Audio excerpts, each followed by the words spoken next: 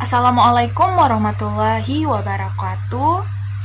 Perkenalkan, nama saya Risa Arianti. Di sini saya akan menjelaskan mengenai tahap identifikasi diri dan juga refleksi pengalaman belajar, khususnya untuk mata kuliah Filosofi Pendidikan.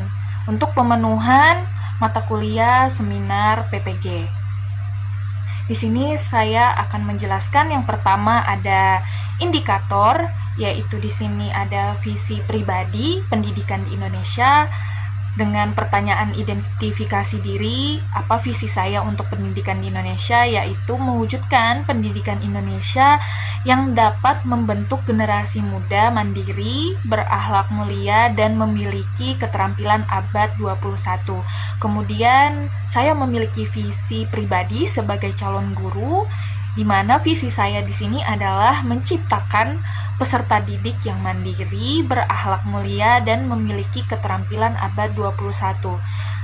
Nah, hal apa sih yang ingin dan apa yang akan saya lakukan untuk mencapai visi tersebut? Nah, di sini hal yang dilakukan untuk mencapai visi tersebut adalah yang pertama, saya menanamkan nilai-nilai moral kepada peserta didik, dapat dengan menanamkan nilai kejujuran, disiplin, saling menghargai dan menghormati, serta peduli sesama. Kemudian yang kedua adalah menumbuhkan sikap mandiri kepada peserta didik. Misalnya, peserta didik dapat bertanggung jawab dengan tugasnya, baik tugas mandiri atau tugas individu maupun tugas kelompok. Kemudian yang ketiga adalah melibatkan peserta didik dalam melakukan pengambilan keputusan. Nah, seperti guru memberikan pilihan dan juga meminta pendapat ke peserta didik sehingga nanti peserta didik merasa dilibatkan dalam pembelajaran. Kemudian yang keempat ada menerapkan pembelajaran yang aktif, kreatif, dan inovatif serta berpusat kepada peserta didik. Yang kelima ada mendorong peserta didik untuk berpikir kritis.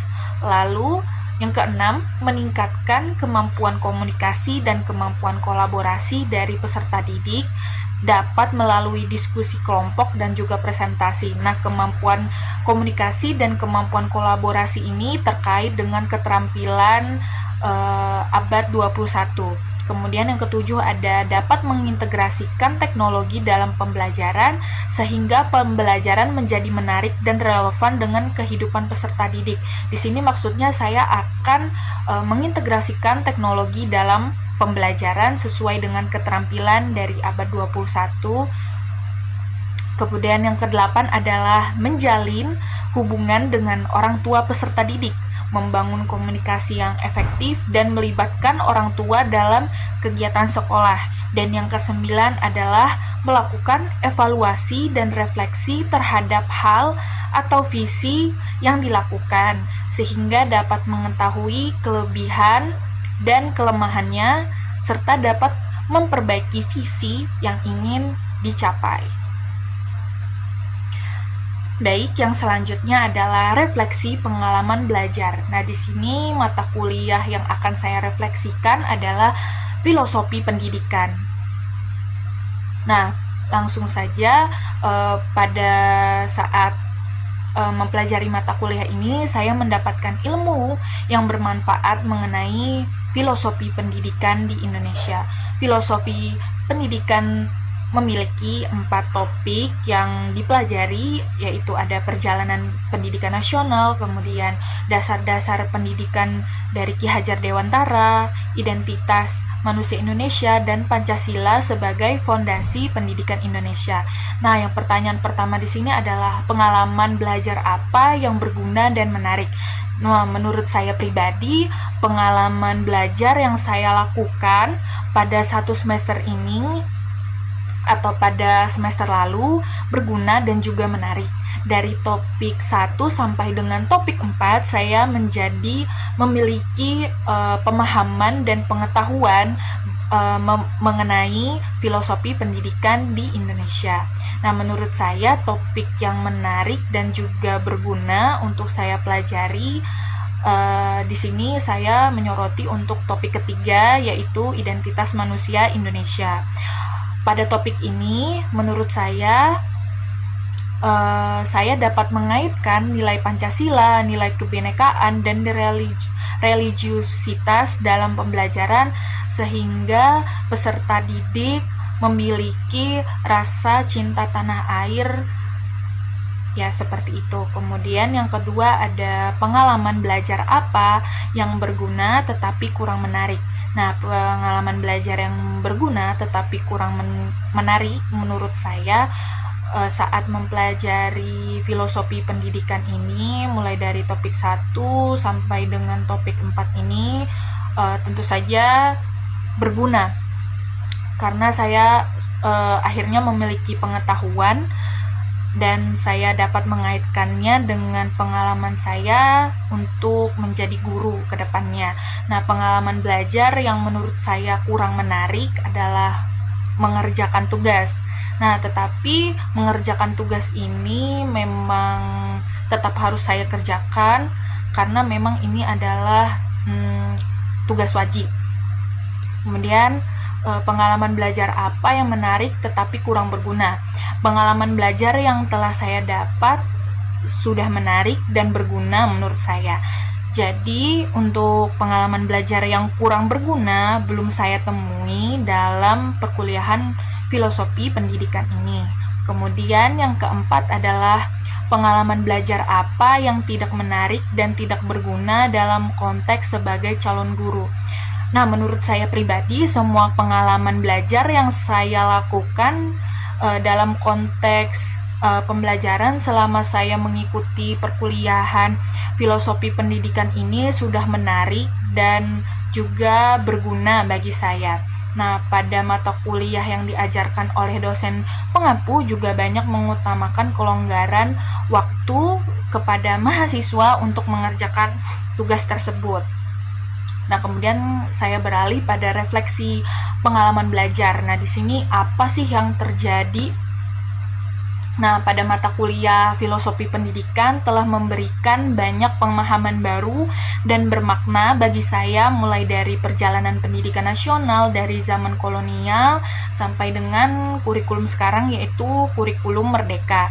Kemudian ada dasar-dasar pendidikan menurut Ki Hajar Dewantara, lalu ada identitas manusia Indonesia yang tentunya memiliki beragam nilai, mulai dari nilai kebinekaan, nilai Pancasila, dan juga nilai religiusitas. Nah, yang terakhir atau topik yang keempat adalah Pancasila sebagai fondasi dari pendidikan Indonesia. Dari pengalaman belajar yang saya dapatkan melalui mata kuliah ini, mata kuliah filosofi pendidikan tentunya dapat membantu saya dalam memahami konsep dari pendidikan dan juga kurikulum yang ada di Indonesia. Dari yang saya pelajari, kurikulum Indonesia saat ini mengedepankan pembelajaran bermakna dan berpusat kepada peserta didik. Pertanyaan selanjutnya adalah mengapa hal tersebut dapat terjadi? Nah, hal tersebut perlu terjadi dan juga perlu saya pelajari sebagai calon guru agar saya dapat memahami dan juga dapat mempelajari kurikulum yang diterapkan di Indonesia. Nah, pada kurikulum merdeka ini sebagai guru kita sudah mengetahui bahwa kurikulum sekarang menginginkan dan juga ingin mewujudkan peserta didik agar memiliki nilai yang sesuai dengan identitas manusia Indonesia yang disesuaikan dengan profil pelajar Pancasila. Nah, hal tersebut dapat menjadi dasar calon guru untuk membimbing peserta didik, merancang pembelajaran yang relevan serta bermakna untuk peserta didik. Nah, di sini ada analisis artefak pembelajaran. Nah, yang pertanyaan pertama adalah artefak pembelajaran mana yang dapat saya jadikan bukti dukung hasil refleksi pengalaman belajar. Artefak pembelajaran yang saya jadikan bukti dalam mendukung hasil refleksi pengalaman belajar saya, di sini ada saat saya mengerjakan UTS yaitu berupa esai, dan juga pada topik ketiga yaitu aksi nyata, di mana di situ saya berekspektasi sebagai atau bagaimana saya menjadi guru yang diidamkan. Nah, di sini ada 2 dari Google Drive atau tautan dari Google Drive yang saya lampirkan. Yang pertama di sini adalah UTS dari filosofi pendidikan berupa esai sebanyak 3 lembar. Di sini ada harapan saya. Di sini ada pengalaman saya saat mengikuti kurikulum. Nah, itu tadi. Nah, kemudian di sini ada topik ketiga, aksi nyata. Nah, di sini saya akan mengimplementasikan nilai-nilai luhur di kelas yang akan saya ajarkan. Selanjutnya, mengapa artefak ini saya pilih? Nah, kedua artefak tersebut saya pilih karena hal tersebut sejalan dengan visi saya dalam pendidikan Indonesia dan visi saya menjadi guru yang profesional.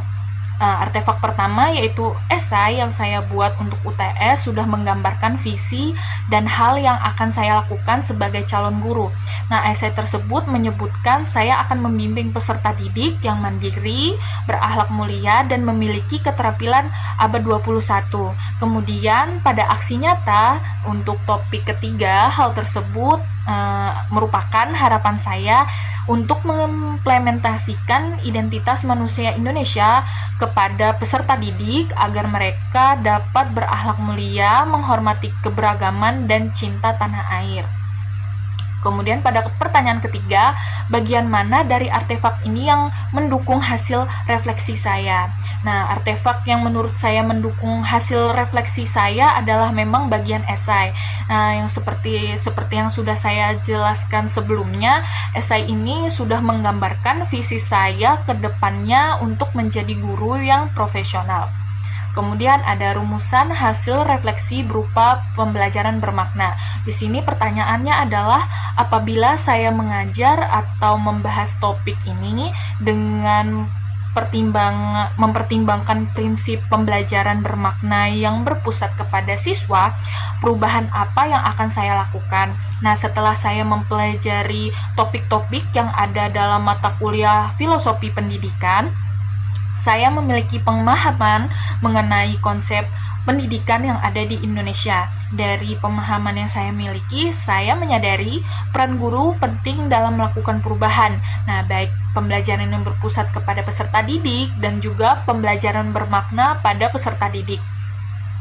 Topik yang sudah saya pelajari membuat saya mengetahui perkembangan dari pendidikan di Indonesia, dasar-dasar pendidikan Indonesia menurut Ki Hajar Dewantara, identitas manusia Indonesia, dan juga Pancasila sebagai fondasi pendidikan Indonesia. Nah, dengan saya mempelajari filosofi pendidikan tentunya akan lebih bermakna, relevan, dan membangun kemandirian serta membangun pemikiran kritis kepada peserta didik. Nah, hal tersebut juga sejalan dengan visi saya, yaitu menciptakan peserta didik yang mandiri, berakhlak mulia, dan memiliki keterampilan abad 21. Nah, itu tadi identifikasi diri dan juga refleksi pengalaman belajar untuk mata kuliah filosofi pendidikan. Hal itu sudah saya sampaikan. Terima kasih. Wassalamualaikum warahmatullahi wabarakatuh.